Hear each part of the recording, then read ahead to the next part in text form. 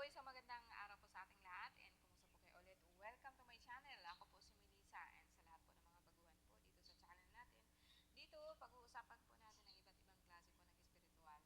But in today's video is focus po tayo ngayon sa pag-upload po ng tarot card reading po sa lahat po ng zodiac, no? Kaya medyo matagal-tagal po, no? Sa ngayon, nandito na po tayo sa Sagittarius. And shout out po ko sa lahat po ng mga nasa ibang bansa, na mga nanay, tatay po na naghahanap buhay para po sa pamilya. Tayo naman po mga pamilya dito, no? Matuto din po tayo na huwag umasa, no?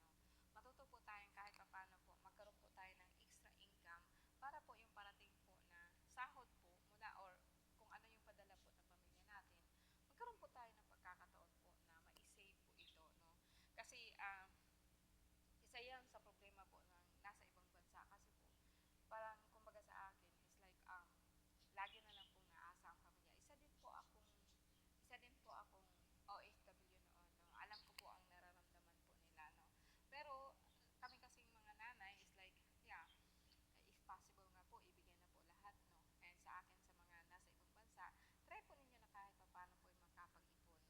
Okay, anyway, sa akin, reminder lang po, no? Gusto ko po kasi is kahit pa paano po, lahat po ng pera natin na lalabas, papasok, no? Naka-inventaryo po, kahit pa paano, alam po natin, no? Kasi gusto po natin talaga magbago po ang buhay natin. And if, kung hindi mo siya kasi gagawin, it's just only a wishful thinking, no?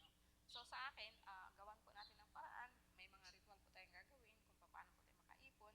But next time po na topic po yan, no? Sa ngayon, focus muna tayo sa Sagittarius, no? So sa akin, ang reading ko is no time frame. So wala po itong, hindi ko po i-fix sa kahit na anong oras. Kung sakasakali man po na magkaroon po kayo ng pagkakataon o makita po ninyo na ang zodiac sign is click po ninyo yun, baka ako pa rin nagre-resonate pa din, no? So this is general card reading. So, pwedeng mag-resonate, pwede pong hindi. And maraming salamat po sa lahat ng comment ninyo, no? I really appreciate that, no? Nakakatulong po kayo sa channel ko. And meron po akong mission sa buhay, pero saka na lang po natin pag-usapan yun. Ang gusto ko po is, like sa ngayon, maraming salamat po talaga sa lahat po ng comment niyo sa baba. Okay, balik tayo. So let's see. Ang Sagittarius po, no, yung mga tao, as I said, no, na ipinanganak mula November 23 hanggang December 21. No. Ang unang gawin po natin, tingnan po natin kung saan po nakafocus ang energy nyo.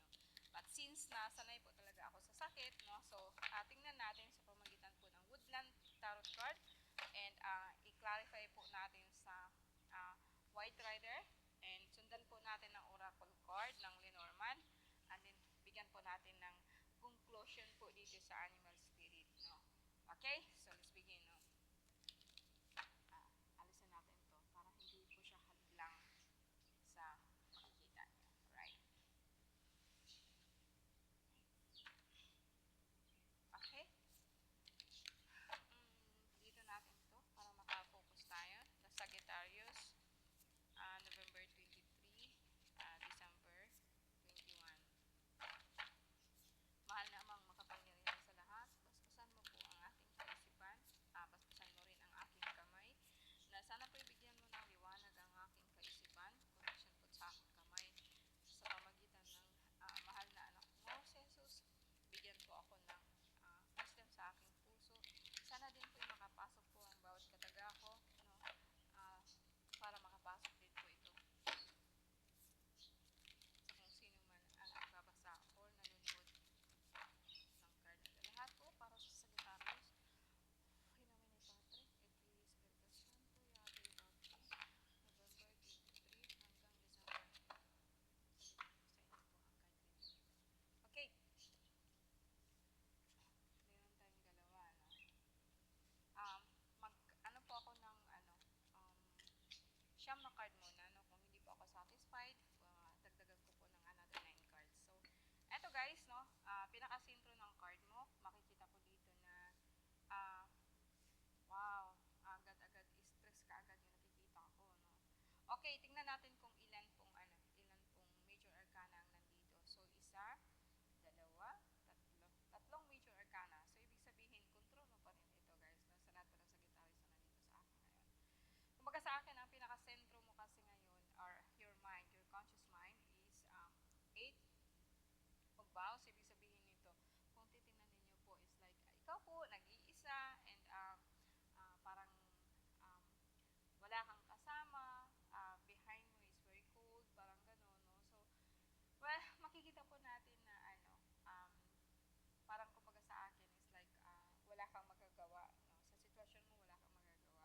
Well, ang nature po talaga is like outside, no? Yung mind mo kasi ang nasa isip mo na parang wala ka pong magagawa.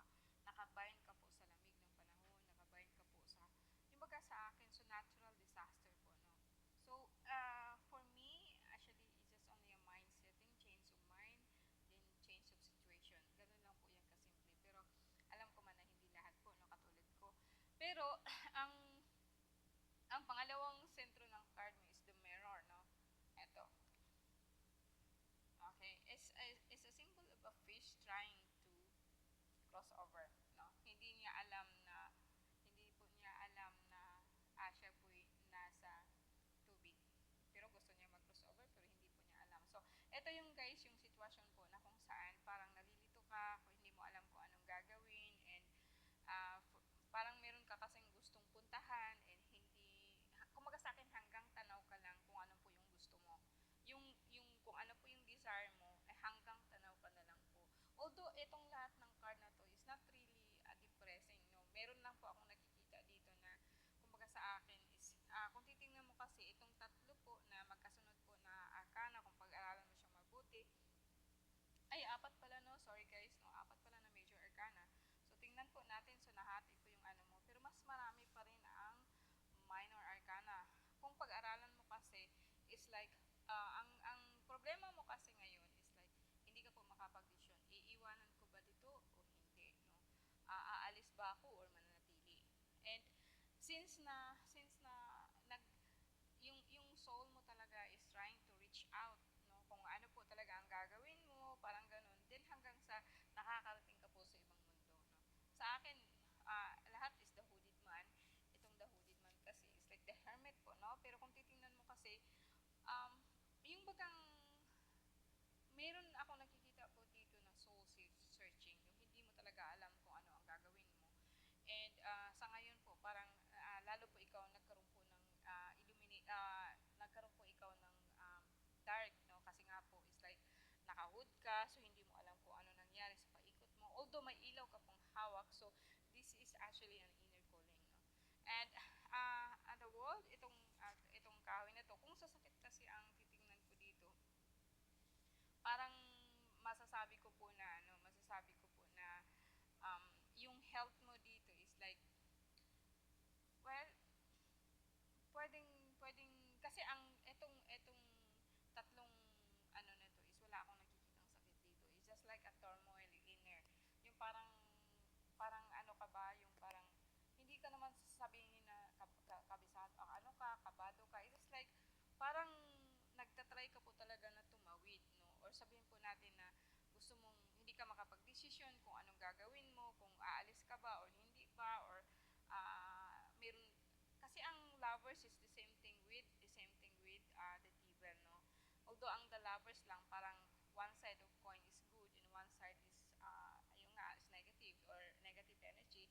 Pwedeng sabihin po natin ito na yung hindi ka makapag-desisyon, and because of that, no, lalo pong natatamaan po na ano, very lonely ba kayo, no? Taliwas ito sa ugali ng Sagittarius. Kasi sa ngayon kasi, parang napaka-lonely mo. Napaka-lonely niyo. Parang gusto mo lagi mag-isa, gusto mo lagi kausap yung mga hindi nakikita, no?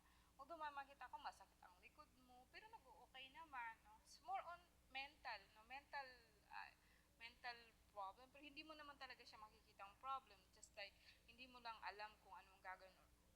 Sabi ko nga sa'yo, it's just like breaking up, no? Or may iiwanan, pero hindi ko naman masabi dito kung ano ang gusto mong iwanan. So, are you searching sa sarili mo na sino ka ba talaga, ano ka ba talaga? Baka ito yun, no? Kasi wala akong makikitang ibang tao, wala akong ibang ano. Pag nakapagtitikit kasi ako, parang nakikita ko lang talaga ikaw. It's just like you are searching within yourself. Kung ano ka, kung sino ka. Kaya nakakarating ka kung saan-saan. Nakakarating ka po sa mundo ng ibang nilalang, pero hindi mo talaga alam yun. Not consciously. Kasi nga po, you are seeking something na hindi mo alam kung ano yun. No, it's not really physical, no? It's never been physical, this one. Hindi ko masasabi talaga po may sakit ka at this time. Ang nakikita ko lang talaga is just like parang, yun nga, sabi ko kako, parang nagsisearch, no? Make sense, no? Parang hindi ano?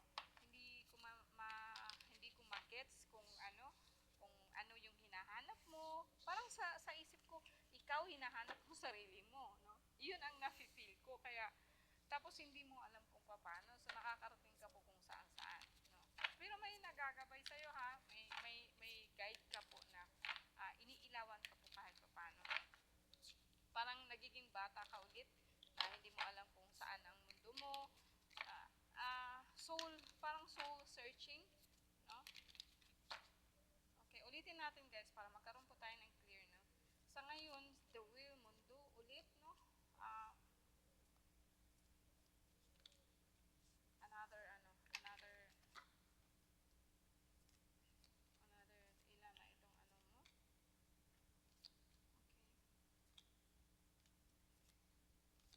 Okay. The same problem, parang parehas lang din po itong nangyari kanina. Isa, dalawa, tatlo, apat pa rin po na apat pa rin po na major arcana. May nakita po ako dito na biglaan po na nagkaroon ka ba, na aksidente ka ba? No? Kasi para sa akin, so maybe there is no physical movement kasi na-aksidente ka, or sabihin po natin na ano po ng ulo mo, may nakita po kasi ako dito parang nalulula ka agad-agad, no? And then pagkabagsak mo, parang lahat po kasi yung kaninang lumabas po natin na yung parang fish kanina na may hawak po siyang buwan, is the same thing with the moon, no? So parehas lang po talaga. And then ang nangyari dito is like parang ang mga tao na sa paikot mo, kasi kung titingnan ko dito, mas marami pa nga, apat din po, no? Apat, lima. Yung mga tao po kasi parang you are not aware, no? Hindi ka na po ano. Ang alam ko lang ngayon, yung anak mo ang parang concerned sa'yo. Yung anak mo to na parang concerned sa'yo kung ano po nangyari sa'yo. Then yung magulang mo parang iniwanan ka na, or simply sabihin natin, biyanan, or mas magulang natin, parang hindi na siya nakikialam sa'yo. Ang parang ano ko lang dito is yung anak mo na parang nag-aalala sa'yo kung ano nangyari sa iyo. Kasi ang alam ko talaga, parang bumagsak ka, or na-paralyze ka ba, kaya wala na akong makikitang physical movement, and gusto mong umalis na, no, sana po. Parang iniisip mo na pag makahalis ka na po sa katawan mo, pag mamamatay ka na po, or something po, parang, yeah, magiging masaya ka na. Pwede din po itong movement po na gusto mong pumunta or lumipat ka sa ibang bahay, doon sa mga tao po na actually, as I tell you, hindi po ito yung depressing na depressing na moment, no? It's just, hindi ko din siya makikitang anguish, kasi parang ang nararamdaman ko dito is parang tanggap mo na kung anong mangyari, and kaya lang may nawili ka kung aalis ka. Then sa mga tao po na wala namang kasong ganito, parang talaga pong biglaan po na may nangyari, then hindi mo na alam kung gagawin mo. Siguro ang iniisip mo kung makakaalis ka, kung aalis ka, o kung lilipat ka po ng mas, siguro magiging masaya ka, no? Ganun po ang nakikita ko dito, no? Kailangan kasi may the archer is like eto parang lipat bahay gusto mo, and kaso lang the moon, water, yun kasi ang parang iniisip mo na kung makaalis ako, makalipat ako ng ibang bahay, para maging masaya na ako, no? And eventually po, siguro guys, kasi ang ano ko, kasi ang reading ko talaga po is not really consisting of physical nature, no? More ano po ako doon sa turmoil po inside in our heart and our emotion, no? Parang nakikita ko ganito, no? Parang ganon, and parang you are walking away from anything physical, no? So gusto mo lang talaga po is like manahimik, yung gano'n, no? Hindi mo rin sinasabi kung ano yung ano mo, kung ano yung hinanakit mo, kung ano yung wala kang sinasabi nun. Even in your mind, wala ka nun. Ang sa akin lang is just walking away. Gusto mong umalis para maging masaya ka. Either way na sa ibang mundo, or aalis ko sa ibang bahay, is the same thing, no? And tingnan natin, no? So pangalawang tingnan natin doon sa kabilang sa kabilang card. Sagittarius, ito parang ang layo-layo ng reading ko sa Sagittarius, kasi ang Sagittarius talaga po is tao po talaga na hindi po palulupig, hindi po paano, pero sa akin sa ngayon, siguro kasi ang Sagittarius kasi ngayon is fire, tapos February po ngayon, which is Aquarius, so parang nadadala ka po ng hangin, no? Nawala po, parang nawalan ng apo yung lahat ng mga pangarap mo, nawalan ka ng sigla, no? Pero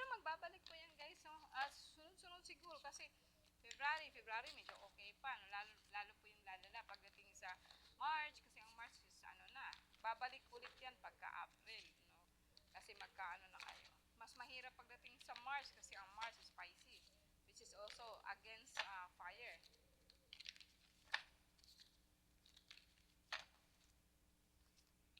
Okay, Ace of Sword.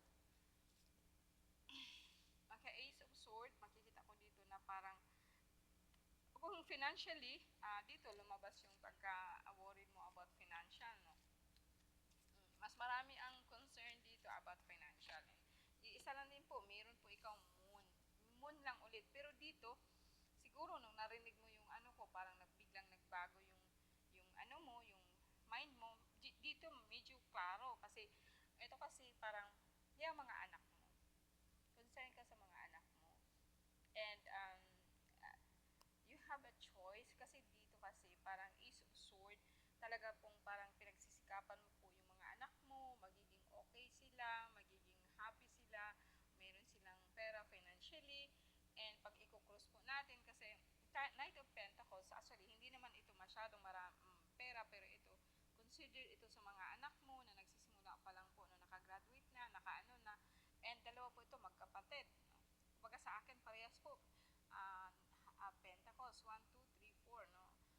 5, 6. More, dito kasi more on Pentacles, so more on money, more on money or more career or more abundance po ang iniisip mo. And sa ngayon, itong past mo, itong dito na side is like, masasabi ko na, kumbaga sa akin, ikaw, nagsisikap ka po talaga, kaso lang, nag-iisip ka kasi kung ang dami kasi ng gastusin mo. And although, hindi mo na alam kung, yeah, meron kang mga choices, no? Kasi two of sword, nag-iisip ka, no? And paano siya gagawin, or in the past, or pareha lang kayo, pareha lang po na yung kahit saan kapatungo, parang dead end, no? Or they will left or right or ano, dead end po yung magiging income, magiging ano niya. Pero ang maganda kasi nito, guys, is like, etong sinasabi ko sa inyo na gastusin mo, di ba sabi ko sa inyo na parang iniisip mo, dami mong gastusin sa mga anak mo. Actually, mga anak mo minsan kumikita na din, no? Wala akong nakita dito na mga anak mo, like, pasaway sila, wala pa akong nakikita niyan. Kasi kahit paano po talaga, sila man din po, nagsisikap din po na makapagtrabaho na or kumita po kahit paano, no? Sabihin po natin ikaw ito lahat, no? Walang ibang tao, no? Well, may sabihin po natin na ang pera mo na hinihintay mo is movement siya, or like may parating po na pera, may pinaplano ka, okay naman po siya, no? Hindi nga lang siya ganun kalaki talaga, pero meron. Hindi talaga yung wala.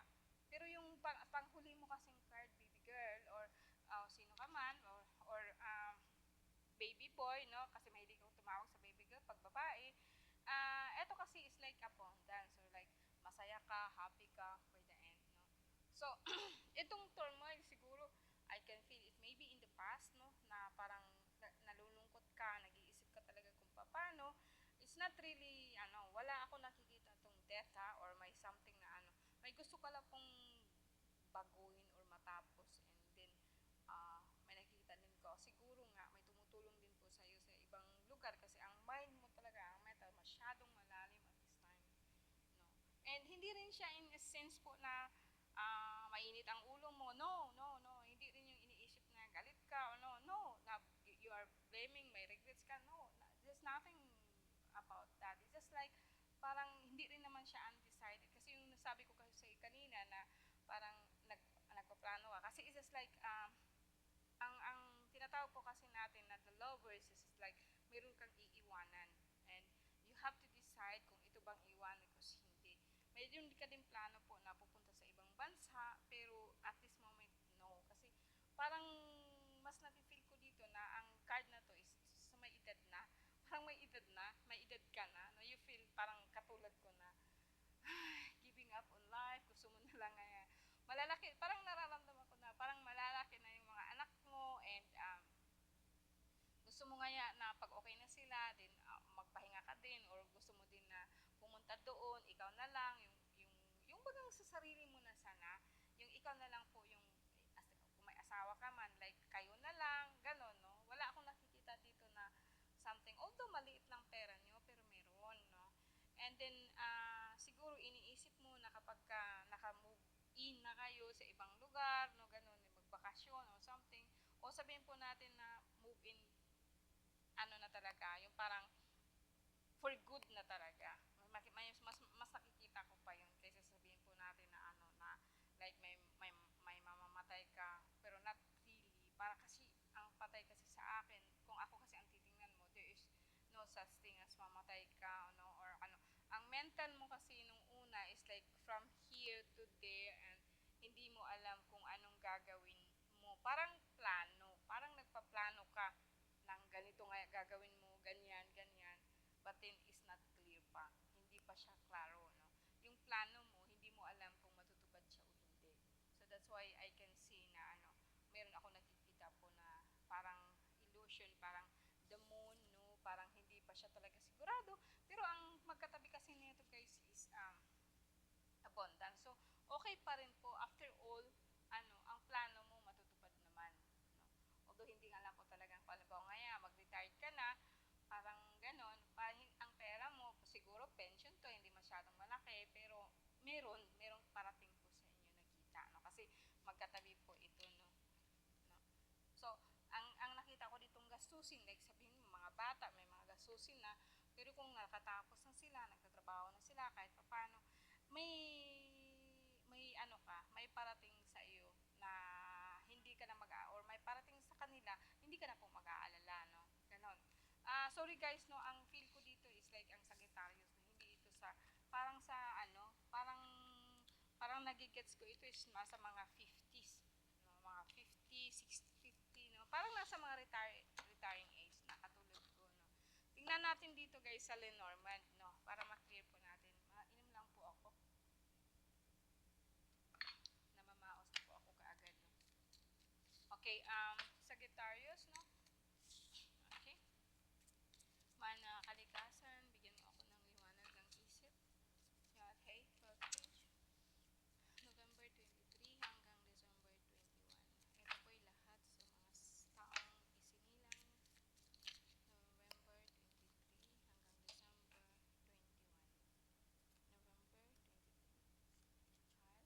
Child, Mountain, Cross.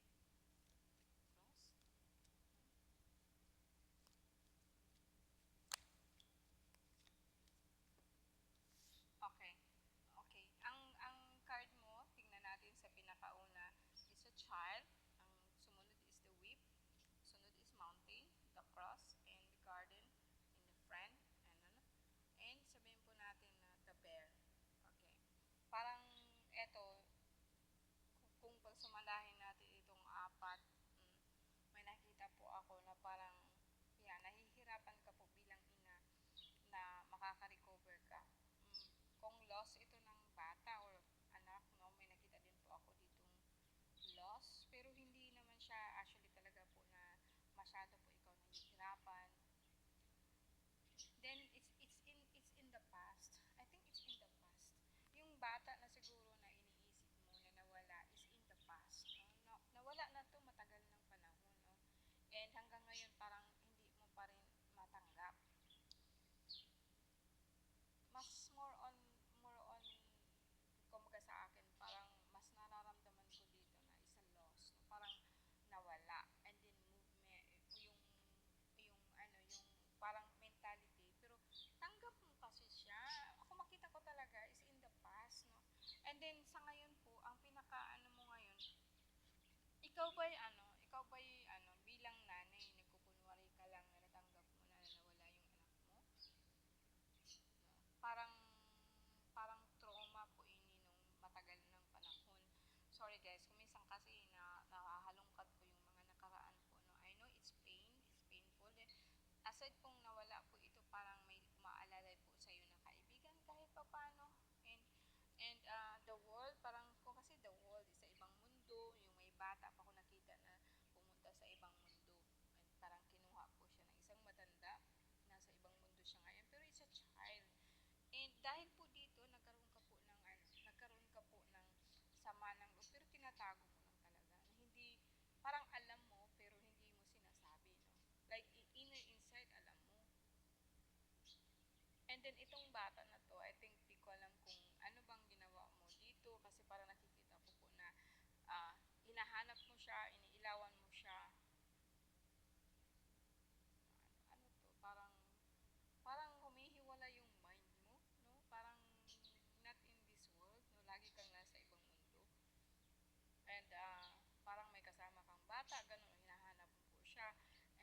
pretending that you are okay sa lahat po ng mga kaibigan mo.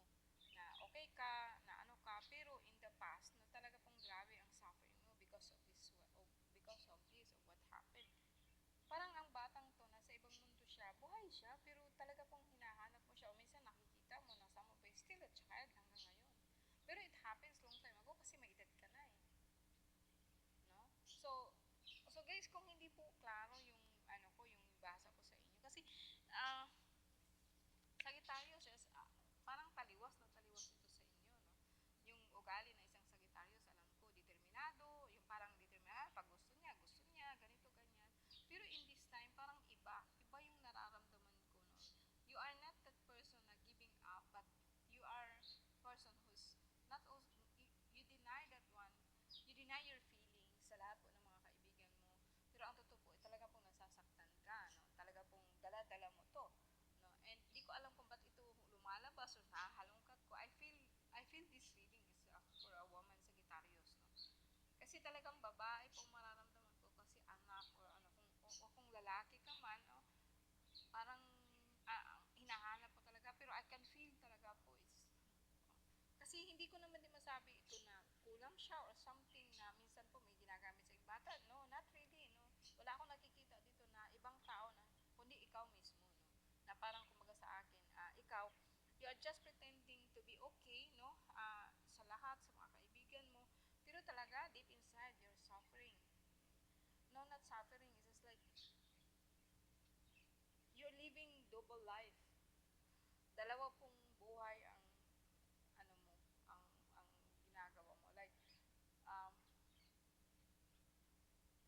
nakangiti ka pagdating sa iba, pero deep inside meron kang ginagawa, ano, meron kang ginagawa na bata na kumbaga sa akin like nahihirapan kang matanggap na wala na siya. No?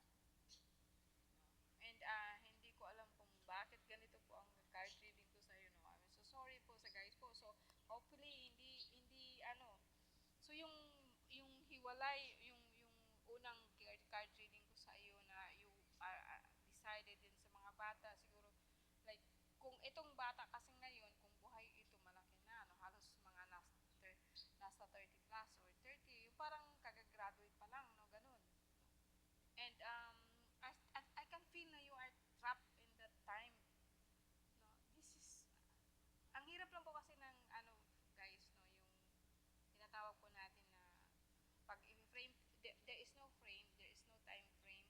So, pwedeng mahalungkat ko yung mga nakaraan or pwede kong mahalungkat yung kinabukasan. So, hindi madadala ko ito sa ngayon. So, kung nababasa ko man itong reading sa inyo na parang nahalungkat ko yung mga nakaraan nyo, I'm so sorry, no? But this is you, no? This is you. Parang dalawa, you are living a double life, no? Kunwari lang po na masaya ka, pero actually it's not. You are suffering from the loss of your child. Or ikaw to, na kumbaga sa akin, may trauma ka nung bata ka pa hanggang ngayon, hindi mo pa na-recover. I'm sorry, no? Very malalim, masyadong malalim guys, no? Sa ngayon nga po, nasakit yung ulo ko, no? Malalim masyado, no? Parang ano. So, okay, i-end po natin ito by reading this one. And, mahirap kasing anuhin ng ano ng parang mental, masyadong malalim, masyadong masakit ang nangyari sa iyo. And ito ba yung nangyari sa iyo when you were a child and or you are losing a child, no? Dalawa po 'yun pero sa akin okay, tingnan natin Sagittarius, November 23, December 21.